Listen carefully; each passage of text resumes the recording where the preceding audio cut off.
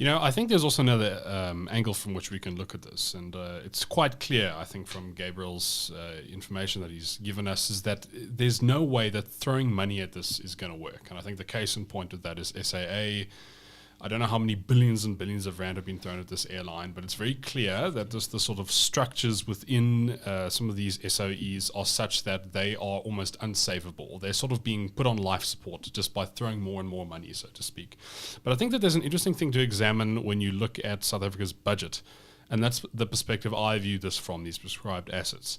South Africa's got debt to GDP ratios of a developed, very successful first world country. And we are not that. Certainly, we're one of the more developed countries in Africa, but our debt to GDP ratios are alarmingly high. And it's quite interesting that they've gotten to that point, considering that, just a decade ago or a little bit further than that, we actually were growing quite well. And a little bit before that, the ANC government, I think it was in the late 90s or early 2000s, managed to get a budget surplus. Which what year was that? That's right. Mid 2000s. It's mid 2000s. So Dawie Ruert, a fantastic economist, laid this out: how governments, in their quest for more and more money, go after their citizens' resources, and this starts off basically with taxation. And this is getting exhausted, I think, in South Africa. Because we've hit the Laffer curve. You can't tax us anymore. We've hit the Laffer curve, but moreover, a huge amount of our revenue is coming from a very, very small population. I think just 600,000 people.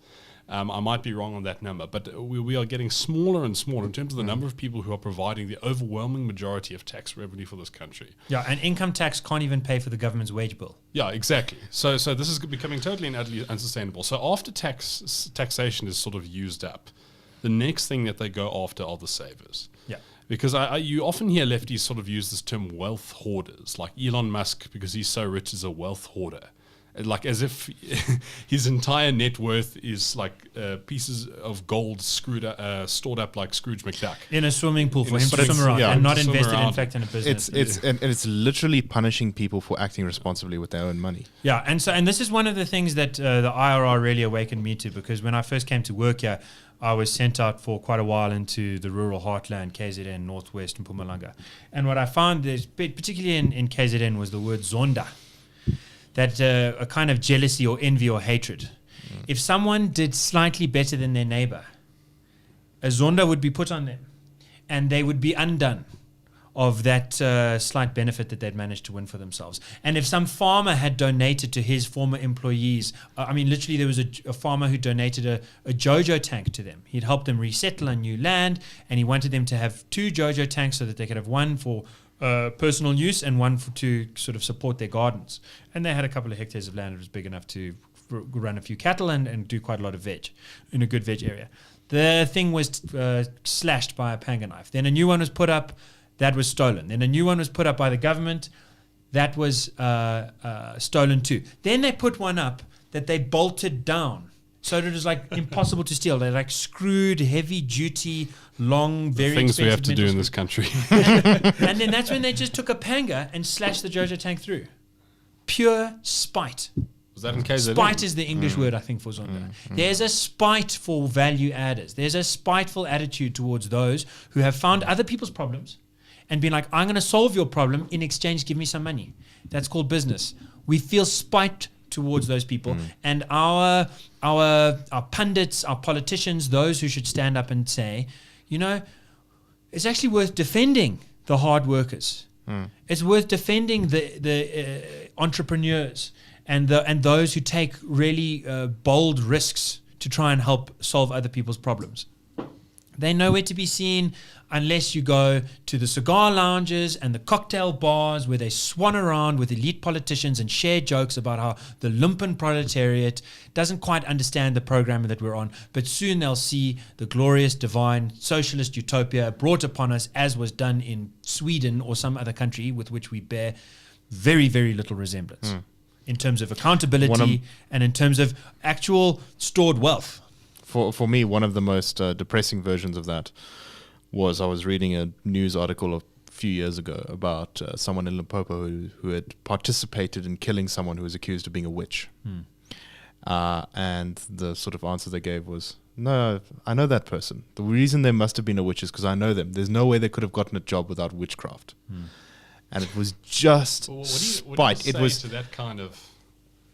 There's very little you can do in terms of arguing against that kind of reasoning. Well, you can lift up and praise people who don't, who are builders. And that's actually something, if I might mention, that I found excellent about China, is that the richest people in China, and there's two in particular, a guy, Ma Yun, Jack Ma, he's the head of Alibaba Group, and Ma Huateng, who's the head of Tencent.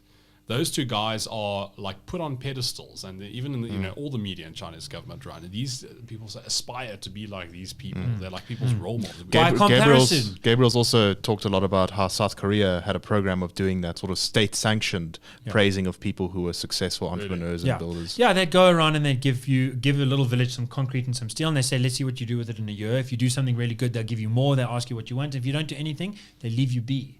And so people start getting a material sense to back up the sense of admiration that goes with adding value or not. And to compare your story about Jack Ma, here, Richard Maponya is one of the great capitalists of South Africa, one of the great value adders. He found a problem. The problem is supermarkets weren't in the townships and spaza shops didn't have the economies of scale to make it work. He starts very low, selling, I think, chicken eggs and stuff like that. He builds himself up to a position where he can solve the problem by developing mall and retail services. He hates BEE. He speaks out against BEE. He writes an article for the Free Market Foundation. When he dies, everyone ululates, everyone celebrates him, but does anyone mention the man's actual ideas? No. Is there any respect for the actual person? And he's transformed into a puppet, and then a puppet show is presented at his funeral, which is so embarrassing it's hard to even talk about it, where our police can't turn in unison 4 people in a row. And oddly enough, one of his biggest praises was actually Herman Mashaba, which makes total sense because Herman Mashaba was also a businessman who was very successful under the apartheid years. But something has happened between that guy writing the book Capitalist Crusader and now, in which his opinion on things like BE have just turned 180 degrees. And then they've turned back. Let's see where he goes. But certainly the major forces an are... unmoored ship, feels like. I'd like to just continue just about the prescribed assets, because I think it's very important to realize one thing, that eventually, even if this does go through, that's not going to be infinite. Eventually, people are also going to run out of money when the government starts going for the people who save, the vanishingly small population who do. They're going to start moving their resources overseas, as we advise here, actually, in the face of uncertainty. And then eventually there's only going to be one option left, because the country is going to have massive debt. Its budget is not going to be met by the tax revenue. And unfortunately, that last thing to do is just to print more money. Yeah. Our good old friend hyperinflation. Right, and that's going to... And I think it was economist Russell Lamberti. I don't want to misquote him, so I apologize to Russell if I'm saying this wrong, but an economist made an analogy the other day to, like, would you rather have an atomic bomb dropped on your country, or would you rather have hyperinflation? It sounds like a horrible comparison, but the whole thing is that if you have a bomb dropped on your country, at least you can recover from that after a while. Zimbabwe, I challenge any person to go to Zimbabwe and actually check out the state of that place. It's unbelievable. It's nothing close to any of the surrounding African countries here in Southern Africa. It is so much worse off. And hyperinflation would just absolutely decimate this country. I don't know how we could get back short of a very, very robust return. And if you decimate this country, you do really bad bit of damage to the region. Yeah, one of the reasons Zimbabwe survives is foreign aid in the form of food flowing in. Another reason is that immigrants could come here and find jobs. And just remember here that when these sorts of economic disasters happen to countries like South Africa, where we've got a middle-income population, a high-income population, and then a lot of people sort of at the lower end of the spectrum unemployed, making their way up, people who can afford a plane ticket will buy a plane ticket and go somewhere else. And those who can't afford a plane ticket will be stuck here. And Zimbabwe, I think one of the tragic things is there was like this huge backlog in just getting a passport. Some people can't even get a passport to leave. So it's incredibly sad if we were to go down that route. But people have to realize that this thing about prescribed assets, I think, is ultimately the next step down that route. Yeah, and so I think that and the corrosion of property rights, which allows the discretion over what a property is valued at to go to a municipal head of a branch and say, we've run out of money. our municipalities are hugely indebted, partly because they haven't paid their money to Eskom because there's no one problem at Eskom. So we're going to take your holiday home. Yeah, let's take your holiday home. We'll sell that We'll off. take your You farm. don't need that house in Neisner. Why not? It is predictable. And maybe this whole area of bond houses would be a really good place for a shopping mall. Yeah. And you can sell that off to, oh God. No, it's just, the red dawn is here.